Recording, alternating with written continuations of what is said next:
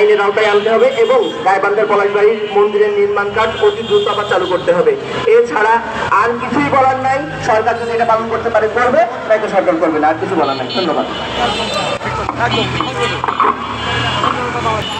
এবারে বক্তব্য রাখার জন্য আহ্বান জানাচ্ছি মহানগর সার্বজনীন পূজা কমিটির সংগ্রামী সাধারণ সম্পাদক ডক্টর তাপস চন্দ্র পাল মহোদয়।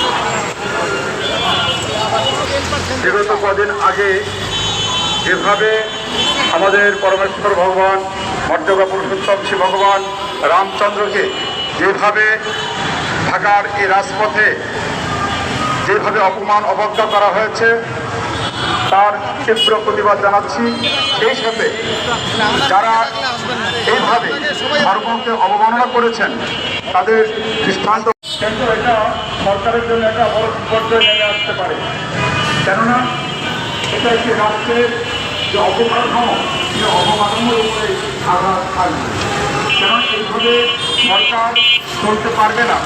সরকারকে নিরপেক্ষ ভূমিকা রাখতে হবে। সরকার যেন সকল নাগরিকের সকল ধর্মের সুস্থভাবে তারা তার প্রত্যেকেরই নিজস্ব যে ধর্ম আছে সে ধর্মকে যথাযথভাবে পালন করতে পারে। সেইভাবে সবাইকে নিরাপত্তা বজায় রাখবেন সেই আহ্বান করে আমি আমার সংক্ষিপ্ত বক্তব্য শেষ করছি। সবাইকে ধন্যবাদ।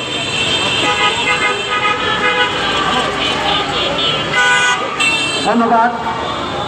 এবারে বদ্ধগড়ি আমার ঢাকার পক্ষ থেকে বক্তব্য রাখার জন্য অনুরোধ করছি পদ্মনাথ মহারাজকে।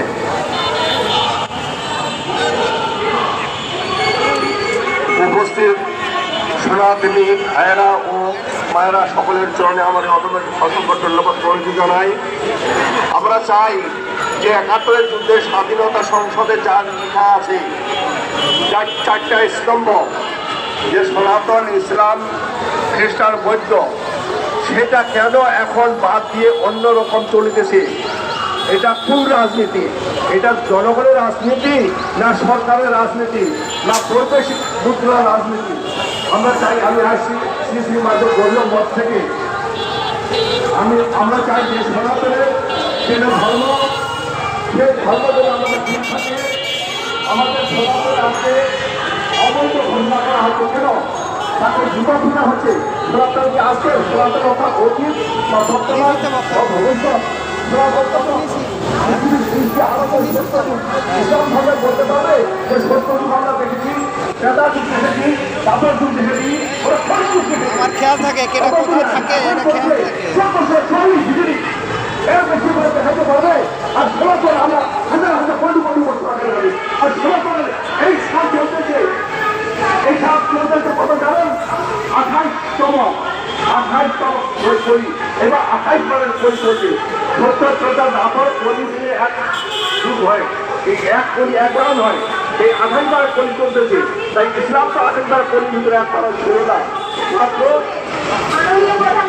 এই ১৭৪৪ ছিল না। এতে আসে আমাদের উপর অত্যাচার করে।